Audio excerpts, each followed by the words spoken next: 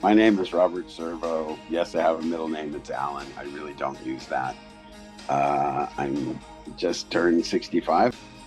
I would probably say immature if I was trying to judge me. I would say if I wasn't being mean about it, if I wasn't being critical, I'd say a little bit more of a free spirit in a lot of ways than some folks.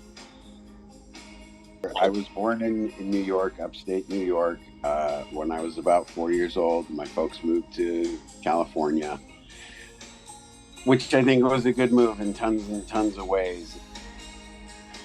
I'm a U.S. citizen, American, or whatever you want to call it, which I didn't always feel strongly that way. But there are a few instances that probably reinforce your core is American based on how you grew up and all that sort of stuff, which was surprising when I realized that. Yeah, I know where my dad's parents came from. They considered themselves Hungarian, wherever that area is not in Hungary anymore. Yugoslavia, probably. But I honestly don't know. And on my mom's side, they're from Sicily. I think it's Federico Gatita was my mom's dad. I sort of think her mom was Filippa, but I think Federico never became an American citizen. He was always an Italian citizen.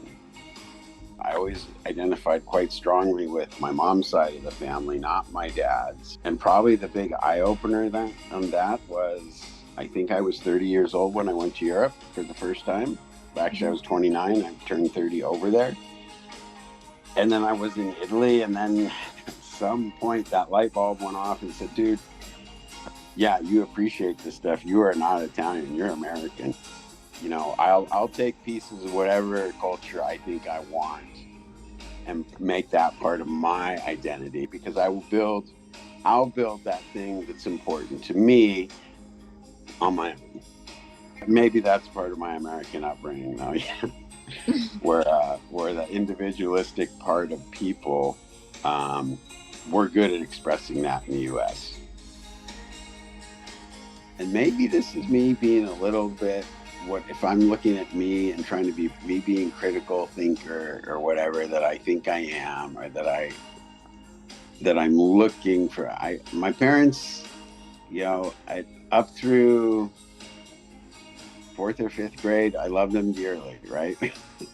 After that, a little more critical, but and I think I tended to raise my son Stuart in a pattern more like my dad,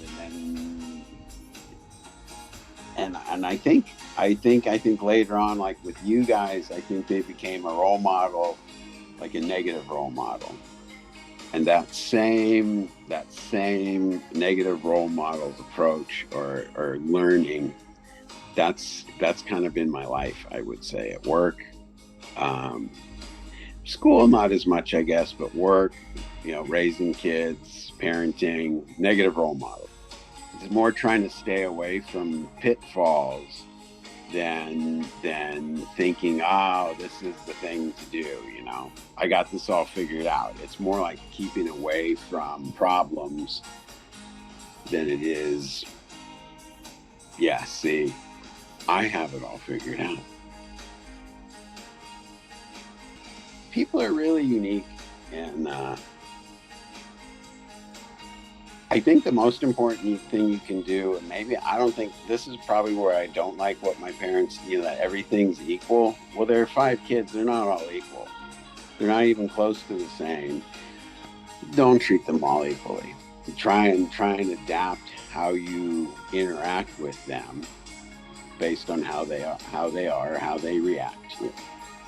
I feel like I see people, or maybe even some families, they're not very considerate of others, whether they're close relationships or farther, or just societal. They're not very considerate of that, and it's a recipe for pain. What's important is for you to actively think about how you interact with other people, to be conscientious and aware of what you do what you feel is right. And that means, not being selfish. It means being empathetic, and it means being open-minded, or try and be thoughtful in how you go about living your life is another way to look at that, I think. All right. Ciao, babes. Love you too.